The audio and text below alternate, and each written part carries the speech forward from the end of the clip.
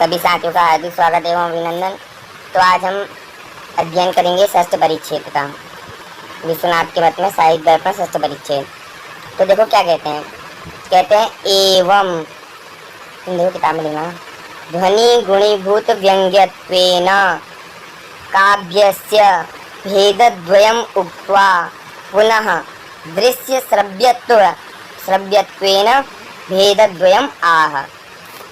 देखो क्या कह रहे हैं, एवं इसके बाद ध्वनि गुणीभूत व्यंग्यत्वेन, ध्वनि और गुणीभूत व्यंग्यत्वेन, ध्वनि और गुणीभूत व्यंग्य के भेद से, ध्वनि एक नाम है और गुणीभूत व्यंग्य, इन्होंने काव्य के दो भेद बताए हैं। चतुर्थ परिच्छेद में दो भेद बताए हैं, कौन कौन से, ध्वनि और गुणीभूत व्यंग्य, ध्वनि काव्य गुणीभूत व्यंग्य काव्य। ठीक है, उसके बाद क्या करें, काव्यस्य भेदद्वयम् उक्त्वा, काव्य के दो भेदों को बताने के बाद, भेदद्वयम् उक्त्वा बताने के बाद पुनः क्यों प्रयोग किया, पुनः इसलिए प्रयोग किया क्योंकि इन्हें चौथे परिच्छेद में बात क्या कर रहे हैं, काव्य के दो भेद बता दिए गए हैं, कौन कौन से, ध्वनि और गुणीभूत व्यंग्य, ये दोनों बता दिए गए हैं। उसके बाद तब इन्होंने पुनः प्रयोग करा, क्योंकि देखो हम ऐसा कह सकते हैं, आचार्य विश्वनाथेन साहित्य दर्पणस्य षष्ठ परिच्छेदे काव्यस्य आंतरिक भेदांतर्गते काव्यस्य भेदद्वयम् ध्वनि गुणीभूत व्यंग्यं च उक्त्वा पुनः बाह्य स्वरूपांतर्गते काव्यस्य द्वय भेदम आह। यानी कि काव्य के आंतरिक भेद के अंतर्गत ध्वनि और गुणीभूत ये दोनों को बताने के बाद क्या कर रहे हैं, पुनः इसका प्रयोग इसीलिए किया गया। पुनः क्यों कहा, पुनः इसीलिए कहा क्योंकि उन्होंने एक बार बता दिए, अब दोबारा बताएंगे। कह रहे दृश्य सभ्यत्व भेदना, दृश्य काव्य और श्रव्य काव्य के भेद से क्या हो रहे हैं, भेदद्वयम् आह, उसके दो भेद हो जाते हैं। अब देखो क्या कह रहे हैं आगे, दृश्य काव्य से कहते हैं और श्रव्य काव्य किसे कहते हैं, अब बताएंगे। क्योंकि देखो इससे पहले हमने चौथे परिच्छेद में, यदि चौथे परिच्छेद अध्ययन किया होगा तो उसमें बताया होगा, आपको नहीं किया तो फिर करेंगे। ठीक है, तो देखो आगे पढ़ लेते। तो कहते हैं दृश्य सभ्यत्व भेदेन पुनः काव्यम द्विधामदम, दृश्य और सभ्यत्व के भेद से पुनः देखो फिर यहाँ प्रयोग किया, पुनः अर्थात दोबारा से, काव्यम द्विधा मतम, काव्य को दो प्रकार का मान दिया गया, काव्यम, ठीक हो गया, काव्यम द्विधा मतम, दो प्रकार का काव्य हो गया। कौन कौन सा, देखो आंतरिक स्वरूप की बात करेंगे, दो भेद आगे ध्वनि गुणीभूत व्यंग्य, इसको याद रखना है। बाह्य स्वरूप की बात करेंगे तो उसके बाद दो भेद हो गए, दृश्य और श्रव्य भेद। दृश्य किसे कहते हैं और श्रव्य किसे कहते हैं, ठीक हो गया। अब दृश्य को बता रहे हैं, देखो इधर उधर न जाते हुए विश्वनाथ के मत में समझेंगे कि वो क्या कह रहे हैं, क्या लक्षण दे रहे हैं। कह रहे हैं दृश्यम तत्राभिनेयम, दृश्य किसे कहते हैं, तो अभिनयम, तत्र अभिनयम, वहाँ जो अभिनय होता है, तस्य रूपक संज्ञा हेतुम आह, उसकी संज्ञा हेतु हैं। देखो इसके बाद दृश्य, पहले दृश्य काव्य को समझ लेते हैं, दृश्यम तत्राभिनयम, अभिनय क्या है, पहले ही अभिनय को समझ लो। अभिनय हमने लिखा तो पहले ही अभिनय क्या है, अभिनय को समझ लेते हैं, ठीक हो गया। तो देखो ये रूपक की बात कर ली ने यहाँ से, ये रूपक को बाद में पढ़ेंगे। देखो आगे पहले दृश्य पढ़ लो। दृश्य हमने कहा तत्र दृश्यम अभिनयम, तत्राभिनयम, तो अभिनय को दृश्य काव्य अर्थात अभिनय काव्य, ठीक हो गया। तो कह रहे हैं कह अवसान को असौ अभिनय इति आह, ये जो अभिनय ये क्या है, इसको कहते हैं, ठीक है। तो क्या कह रहे हैं, देखो भवेद अभिनयो अवस्थानुकारः स चतुर्विधः, होता है भवेद अभिनयः, अभिनय क्या होता है, अवस्थानुकारः, अवस्थानुकरणम अभिनयः, अवस्था का अनुकरण करना क्या है, अभिनय है। जहाँ पर कोई किसी की अवस्था का अनुकरण करता है, जैसे कोई नट है, ठीक हो गया, वो सूत्रधार का रोल करता है, कोई राम का अभिनय करता है, कोई रावण का अभिनय करता है, कोई लक्ष्मण का अभिनय करता है।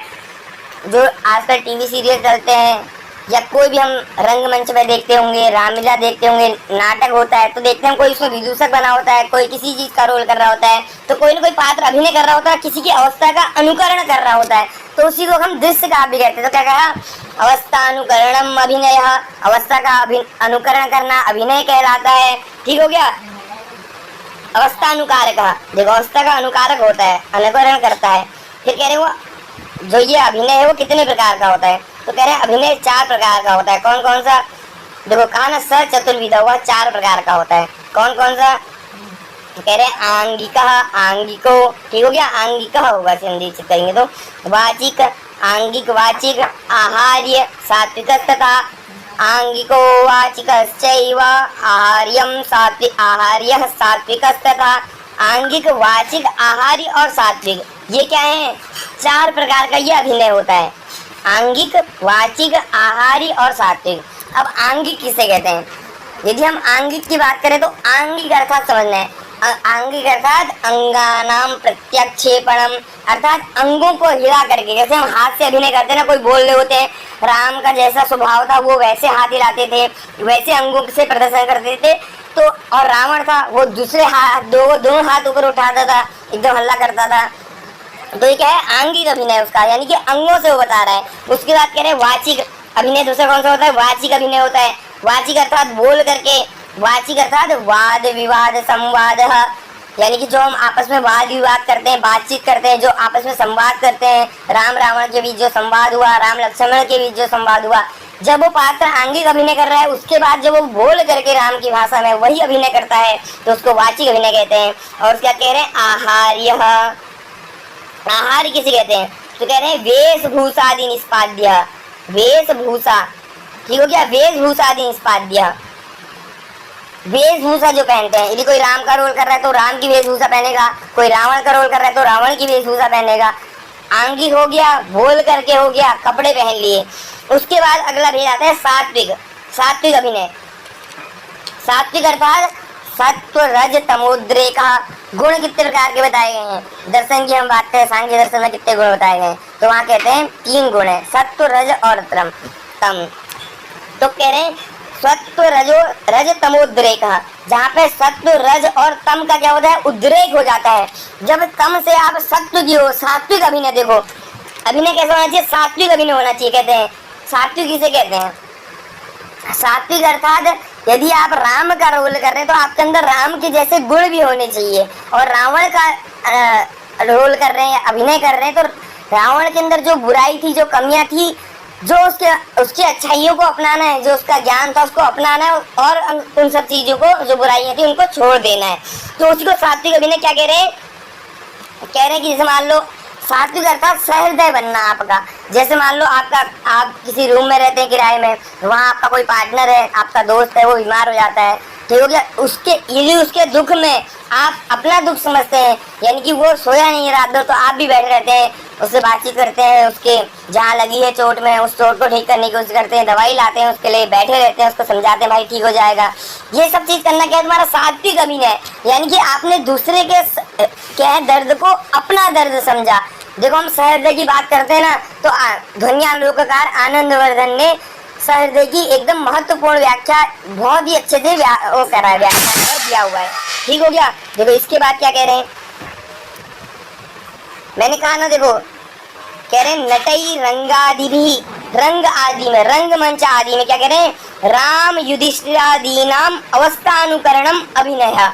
राम युधिष्ठिर आदि का, हम महाभारत की बात करते हैं, जो दुर्योधन का रोल करता है, कृष्ण का रोल करता है, ठीक हो गया?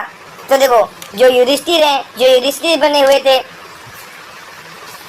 युधिष्ठिरादि नाम अवस्थानुकरणम अभिनय, उनके अवस्था का अनुकरण करना क्या है? अभिनय है, ठीक हो गया? उसके बाद अब रूपक को समझते हैं, पीछे आइए। तो देखिए एक पंक्ति हमने पढ़ी थी, तद रूपारोपातु रूपकम, तद रूपारोपातु रूपकम। तद, देखो संधि विच्छेद कर लेते हैं, तद फिर क्या कह रहे हैं? रूप आरोपात, आरोपात, देखो मैं लिख देता हूँ, आरोपात तू अर्थात निश्चय ही, उसका रूपकम, ये इसकी संधि विच्छेद। कह रहे रूपक किसे कहते हैं? अर्थात आरोप करना किसी के। देखो नीचे लिखा है ना, दृश्य काव्ये नटे रामादि स्वरूप आरोपाद रूपकम इति उच्यते, यानी कि दृश्य काव्य में नट आदि का रामादि स्वरूप का आरोप करना अपने ऊपर, रामादि स्वरूप आरोपाद रूपकम इति उच्यते, लिखा है देखो रूपकम इति उच्यते, इसको रूपक कहते हैं, ठीक हो गया? देखिए आगे बढ़ते हैं, यानी कि आपने ऊपर आरोप कर लेना। जैसे हमने कहा अहम एव रामोस्मि, मैं ही राम हूँ, अपने ऊपर जब हम आरोप कर लेते हैं, जब वो नट बोल रहा होता है, ठीक हो गया? तद रूप आरोपात रूपकम, आरोपात रूपकम, रूपक अलंकार कहाँ पे होता है? जहाँ पे अपने ऊपर आरोप कर लिया जाता है स्वयं के ऊपर, वहां पे रूपक कहते हैं उसे। ठीक हो गया। अब वो रूपक कितने प्रकार का होता है? ठीक हो गया। देखिए ये पढ़ लिया था, अभी ने 4 प्रकार का हो गया। इसके बाद आगे बढ़ते हैं। अब कह रहे हैं रूपकस्य भेदाम, रूपकस्य भेदान आह, रूपक के भेदों को कहते हैं। रूपक कहो या फिर दृश्य कहो, मैं आपको एक चीज और लिखता हूँ, दृश्य। रूपक कहो या दृश्य कहो। ठीक हो गया। अब देखो क्या कह रहे हैं नीचे। नीचे कहते हैं नाटकम अथ, और अनंतरम इसके बाद प्रकरणम, घाण, व्यायोग, संवकार, डिम, इहामृग, अंक, वीति, प्रहसनम इति रूपकाणि 10। ये 10 प्रकार के रूपक बताए गए हैं। रूपक कितने प्रकार का होता है? दृश्य का भी कितने प्रकार का होता है? 10 प्रकार का होता है, ये सोनाथ जी बता रहे हैं। ठीक हो गया। और ये सब इनके नाम है, भाण, व्यायोग, संवकार, डिम। अब तुम कहोगे कि इनके नाम ऐसे क्यों रखे? कोई ना कोई वजह होगी ना उसकी, उनको पहचानने के लिए अलग से। वर रुचि का भाण कौन सा है? वर रुचि ईश्वर दत्तः श्यामलिकः शूद्रकस्य चत्वारः एते भाणान बबड़ू का शक्ति कालिदासस्य। कहते हैं कि वर रुचि की उभयाभिसारी का ले लो, ईश्वर दत्त को ले लो, ईश्वर दत्त का भाण ले लो, श्यामलिक को ले लो, शूद्रक को ले लो, पद्म प्रावृतिक हो गया, धूर्त संवाद हो गया, इन सब को ले लो। का शक्ति कालिदास शक्ति है, तो उसके सामने कालिदास की क्या शक्ति है? एक ऐसा श्लोक मैंने पढ़ा था। तो ये सब उनके नाम है, क्योंकि भाण लिखने वाले, व्यायोग लिखने वाले सब भी हुए। जैसे नाटक काव्येषु नाटकम रम्यम तत्र रम्या शकुंतला तत्रापि सदुर्गंकः, अभिज्ञान शाकुंतल कहते हैं। तो ऐसे ही ये भी अपने आप में प्रसिद्ध है। किसी का भाण प्रसिद्ध है, किसी का व्यायोग प्रसिद्ध है, संवकार प्रसिद्ध है। ज्यादा ये प्रसिद्ध नहीं हुए, लेकिन इसमें नाटक प्रसिद्ध हो गया, ज्यादा से ज्यादा नाटक को ख्याति मिल गई। ठीक हो गया। इसी प्रकार से उपरूपक होते हैं। उपरूपक 18 होते हैं, वो 10 होते थे। किंच, और क्या कह रहे हैं? नाटिका, त्रोटकम गिन लो, गोष्ठी, सट्टकम, नाट्य रासकम, प्रस्थान, उल्लाप्य, पेंकणम, रासकम, संलापकम, श्रीगणितम, शिल्पकम, विलासिका, धुर्मल्लिका, प्रकरणी, हल्लिसा, भाणिकेति च। 18 18 हो गए। देखो गिन लिया, 1 2 3 4 5 6 7 8 9 10 11 12 13 14 15 16 17 18। ठीक हो गया। काव्यानि हो गए 18। बस इन्हीं 18 को समझना है। प्राव रूप रूपाणी मनीषिका बिना विशेषण सर्वेशम लक्षणाटक मनमतम। ये इस प्रकार से तो हमने आज जाना। इतना समझ लीजिए, काव्य के कितने भेद होते हैं? 2 भेद होते हैं। किसने कितने माने ये भी जान लीजिएगा। जगन्नाथ 4 मानते हैं, मम्मट भी 3 मानते हैं, जगन्नाथ ने उत्तम भी माना है। ठीक हो गया। ये सब जानने की जरूरत है। अभी हम विश्वनाथ का अध्ययन कर रहे हैं, तो इसी को समझते हुए विषय से अन्यत्र नहीं हो करके इसी को समझने का, अध्ययन करने का प्रयास करते हैं। इतना हमने आज जाना। दृश्य काव्य किसे कहते हैं, उसके कितने भेद होते हैं, क्या होते हैं, उसके बाद रूपक किसे कहते हैं, आरोप क्या होता है, इन सभी विषयों को जान लिया। रूपक कहो, इसको आप उपदृश्य भी कह सकते हो। उपदृश्य कितने प्रकार के होते हैं, ऐसा भी आपसे कहीं बड़ी परीक्षाओं में पूछा जा सकता है। ठीक हो गया। उपदृश्य कहो या उपरूपक कहो, इतना समझ लीजिए। तो आज के लिए इतना ही रखते हैं। वीडियो अच्छी लगे तो शेयर कर दीजिएगा, जहाँ पर समझ में नहीं आया तो बता दीजिएगा। जय तु संस्कृतम, जय तु भारतम। धन्यवाद।